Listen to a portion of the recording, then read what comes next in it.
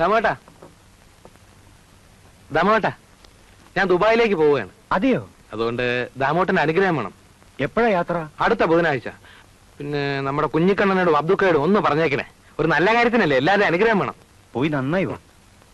അച്യുതാ, Dubai പോവല്ലേ? അല്പം saint അടിച്ചിട്ട് പോകും. തന്നത്താൻ അടിച്ചോണ്ടിരുന്നാ മതി.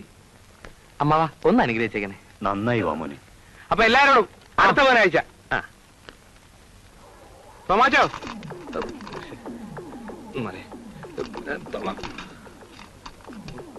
തോമാച്ചോ,